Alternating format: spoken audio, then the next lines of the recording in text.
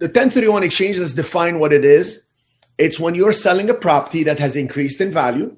So instead of selling it and cashing out the profit and paying tax on the capital gains, these are for investment properties, you can exchange it. It's called the 1031 exchange because the Internal Revenue Code is 1031, and it's also called the Starker exchange.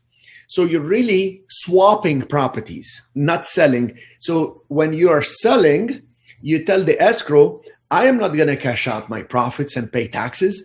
I would like to exchange. I want to roll my profits forward and acquire another property. And the law says you have to acquire another like-kind property of equal or higher value. Now, what's like-kind?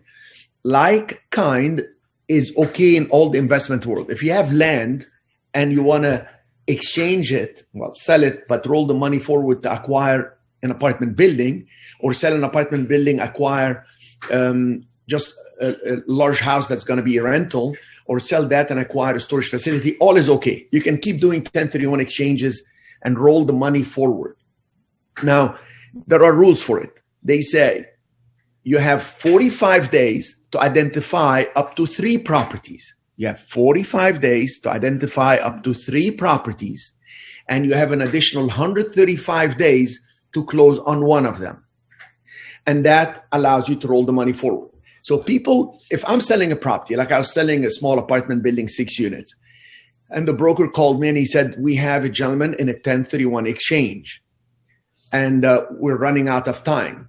We have 15 days left to identify the property we're going to roll the money forward to. In other words, they had 45 days. They wasted 30 days being hesitant which property when they sell, they should roll the money forward to. And they have 15 days left. So he said, can we go see your property? They went, they saw it. And they called me and they said, could you discount a little bit and we can close quicker? Of course, I said no, because the guy is stuck with time. His time is running out. And I said, no, if you like the property, you got to close. That's to my asking price. That's what I want. Work to my advantage as a seller. It's a good way for them when they were rolling the money forward to defer the taxes. They don't avoid the tax, they defer it. So let's work the numbers. You bought a property at $700,000. You improved it, and a year later, they usually want you to hold it for a year and a day. Now, if you sell it, you'll have long-term capital gains, and you will pay capital gain taxes. But instead, you can just, when you sell it, let's say at $1 million, you don't pay taxes on the $200,000-300,000 profit. You can defer the taxes, go acquire another property at $1 million or more, and roll the money forward to acquire a property at $1 million, or let's say you acquire one at $1.1 million. You had debt here of $600,000. You have debt on the new one of $600,000 or more. And now you've deferred the taxes, and you can keep doing this every year as you improve the property, defer the taxes. You can start with a $1 million property, end up a few years later with a $10 million asset, and your cost basis, as you acquire property, cost basis increases, but you still have a lot of profit because you're deferring the actual taxes on that gain. When you die, you can pass on the $10 million asset to your loved one at a stepped up in basis. So the next day they can sell it and they don't pay taxes. But you have deferred the taxes and then willed it to family member, to your son, to your daughter, without them paying taxes. Now, how do you benefit? Well, you can refinance at any time, cash out some money to live off of it or to have extra money to do things, etc. That's not taxable because borrowed money is not taxable.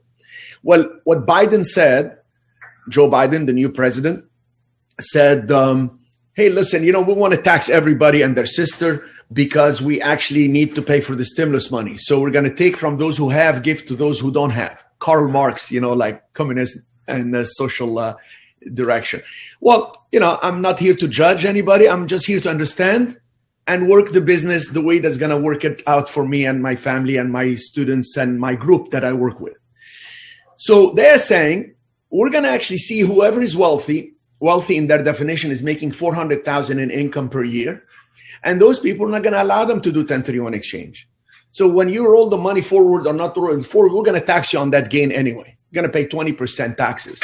Capital gains. And then they're saying, oh, we may even increase the capital gain taxes. So what is this going to do? It's a proposal right now. It's not finish. But what is it going to do? Because all we're trying to see is predict an outcome. What's the end goal of knowledge? The end goal of knowledge is the ability to accurately predict an outcome. If you can predict something accurately and make money from it, you got the knowledge. I want to listen to you based on what you've done. Well, I've been accurately predicting a few things because I'm constantly in the market trying to get the feedback and see what the tendency is to take a certain direction. So what's going to happen if this is approved, which there is a big likelihood so much crazy stuff gets approved. If this gets approved, whoever is holding a property is going to say, well, I'm not going to sell it and pay taxes. I might as well hold on to it. So they're going to hold on to it. And when they're holding on to commercial properties, there'll be scarcity of supplies. So what is it going to do? Whatever supply comes up is going to be at a higher price because you can get new properties. There is very few properties available. So it's going to be interesting because the actual activities in the commercial real estate will slow down. And people will hold the properties longer, and people will actually end up just improving their own properties, holding on to their own properties, expanding their properties, etc., and maybe adding to the deductions they get every year, etc. So that's going to be a very interesting thing. Also, when people improve properties, they increase their cost basis. You bought a property at $700,000, you improved it for $100,000, you put $100,000 improvement. Now your cost basis goes from $700,000, that was your purchase, to $800,000. So the cost basis, people are going to try to spend more money on their own properties and hold on to them and improve them, etc., instead of working a property quickly and selling it. And all these activities in the real estate creates commissions to brokers, creates fluidity in the market, creates new loans. So it's a whole industry that benefits from the movement. That all that movement is going to slow down. So it's not going to be so good, but it has some benefits for those who are coming in. You may be able to grab something at a price and then improve it. And then there is scarcity of supply. If you want to sell it and you're willing to pay the taxes, well, you may be able to do that and then keep growing, but it's just you're going to grow at a lot lower pace. Jump into commercial real estate and begin your investment journey with Cherif Medawar. Apply for CRE Mastermind. Click the link in description.